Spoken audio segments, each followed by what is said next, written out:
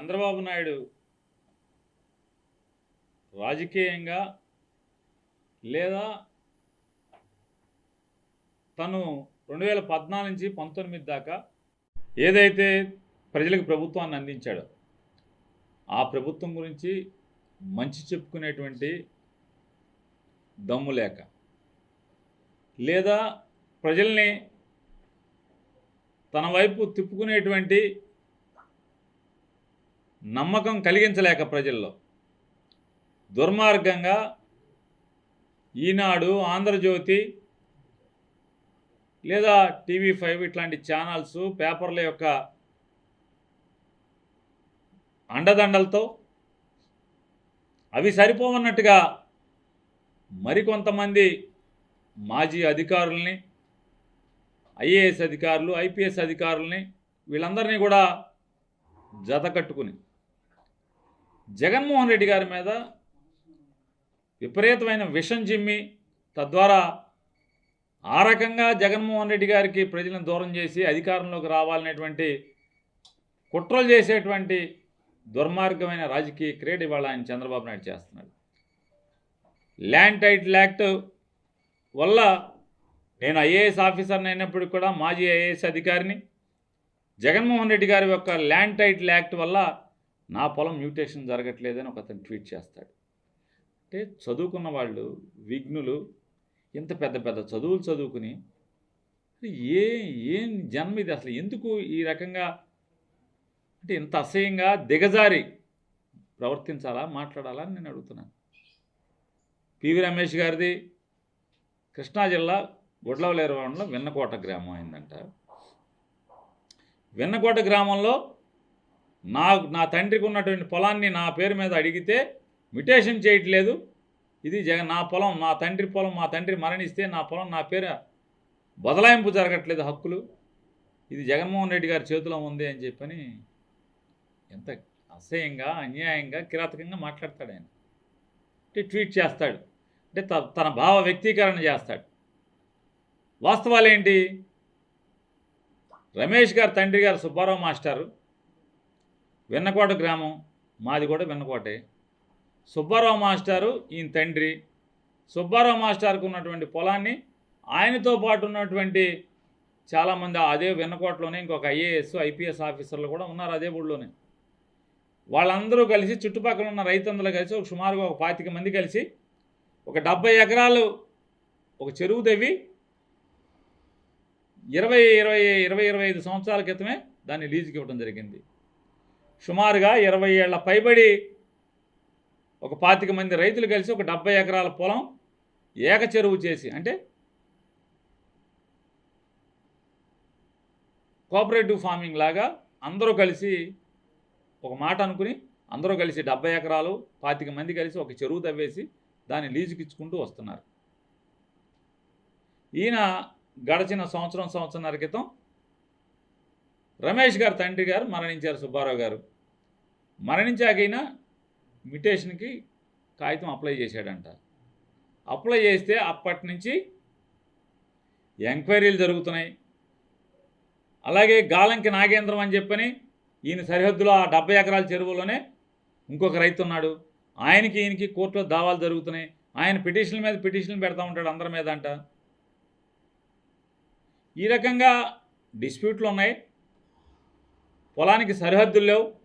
చెరువులో 70 ఎకరాల చెరువులో ఈయనకి సంబంధించినటువంటి వీళ్ళ నాన్నగారికి సంబంధించినటువంటి పొలం అది 9 ఎకరాల, 10 ఎకరాల, 11 ఎకరాల ఎంతో కొంత ఉన్నది.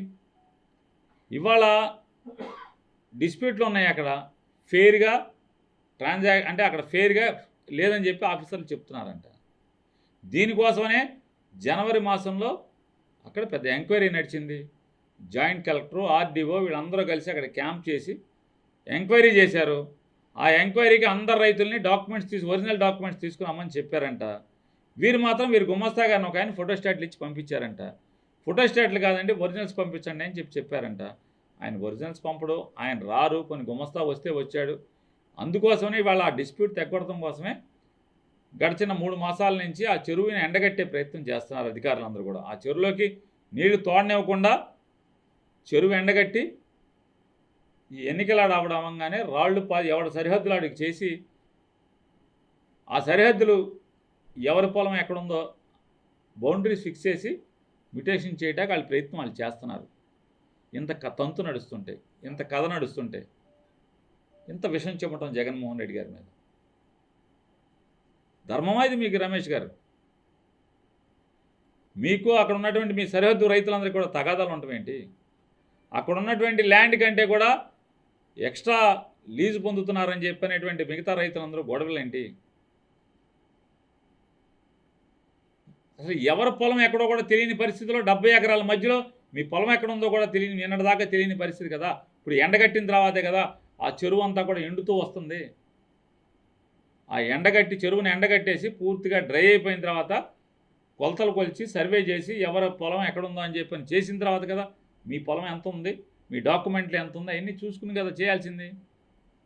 డిస్ప్యూట్ లేకపోతే మీ పొలం కరెక్ట్గా అది వ్యవసాయ భూమి అయి ఉండి, రాళ్ళు పాతుండి, లేకపోతే గట్లుండి మీ పొలం మ్యూటేషన్ లేకపోతే, డిస్ప్యూట్ లేకుండా ఉంటే, మ్యూటేషన్ జరగకుండా ఉంటే అది తప్పు. ల్యాండ్ టైటిలింగ్ యాక్ట్కి అసలు మీ పొలానికి సంబంధం ఏంటి? అంటే మీరు చంద్రబాబు పంచన చేరి విఘ్నులయ్యండి ఐఏఎస్ చదువుకుని ఇంత పచ్చిగా, దుర్మార్గంగా, ఇంత రాజకీయాల కోసం దిగజారి మీలాంటి వాళ్ళు ఈ రకంగా భావ ప్రకటన చేయటం, ఇది మీరు ఇంత విఘ్నులయ్యండి దేశానికి కావలసినటువంటి ఐఏఎస్ ఉద్యోగం చేసి రిటైర్ అయిన తర్వాత మీరు ఈ రకంగా విషం చెమ్మటం ఎంతవరకు మీకు విఘ్నత అది? బట్ ఇది మీకు చంద్రబాబు నాయుడు కోసం మీరు ఏ డ్యాన్స్ కట్టమంటే ఆ డ్యాన్స్ కడుతున్నారు, ఏ ట్వీట్ చేయమంటే ఆ ట్వీట్ చేస్తారు. చంద్రబాబు కోసం, చంద్రబాబుకి అధికారం సంపాదించడం కోసం మీరు ఈ రకంగా తప్పుడు ప్రకటన చేయటం, జగన్మోహన్ రెడ్డి గారి ప్రభుత్వం మీద విషం చెమ్మటం అనేది ఇది కడు దుర్మార్గమైన చర్య అని చెప్పని మీ చర్యని ఖండిస్తూ, ఖచ్చితంగా మీరు విన్నకోట గ్రామం ఒకసారి రండి, ఆ చెరువు దగ్గర కూర్చోండి, ఏం జరుగుతుందో, ఖాళీ చెరువు ఉందా లేదా, ఇవాళ నీళ్లు పెట్టకుండా అధికారులు వీఆర్ఓని కాపలా పెట్టి మీకోసమే, మీ డిస్ప్యూట్ తేల్చడం కోసమే గడిచిన 3 నెలల నుంచి ఆ చెరువులోంచి నీళ్లు బయటికి తోడి ఆ బురద ఎండేదాకా కూడా వెయిట్ చేస్తున్నారా లేదా? రేపు పోలింగ్ అయిపోయిన తర్వాత అధికారులందరూ కూడా ఇంటిమేట్ చేశారు మీ అందరికీ, మీ గుమస్తా గారికి, పోలింగ్ అయిపోయిన తర్వాత వచ్చి సర్వే చేస్తామని చెప్పడం జరిగింది. ఇప్పటికీ ఆ 70 ఎకరాల మధ్యలో 70 చిల్లర ఎకరాల మధ్యలో ఒక 3 ఎకరాల 26 సెంట్లు ఎంతో ఆవుల దొడ్డి అని చెప్పని, ఆవుల దొడ్లో 3 ఎకరాల చిల్లర ఎర్లియర్ సర్ప్లస్ ల్యాండ్ని పంచిపెట్టినటువంటి భూమి డిస్ప్యూట్ ల్యాండ్ కూడా ఉంది. ఎవరికాళ్ళు దాన్ని క్లెయిమ్ చేస్తున్నారు. మీతో ఉన్నటువంటి 25 మంది రైతులు కూడా అది మాదంటే మాదని క్లెయిమ్ చేస్తున్నారు. ఈ రకంగానటువంటి హిస్టరీ మీ నాన్నగారు మీకు అప్పచెప్పిన ఆస్తికి ఉంటే, ల్యాండ్ టైటిలింగ్ యాక్ట్ వల్ల నాకు బదిలీ అవ్వట్లేదు, మ్యుటేషన్ అవ్వట్లేదని మీ మాటని ఇంత దిగజారటం అనేది అవసరమా మీకు రమేష్ గారు అని చెప్పని మిమ్మల్ని ప్రశ్నిస్తున్నాను.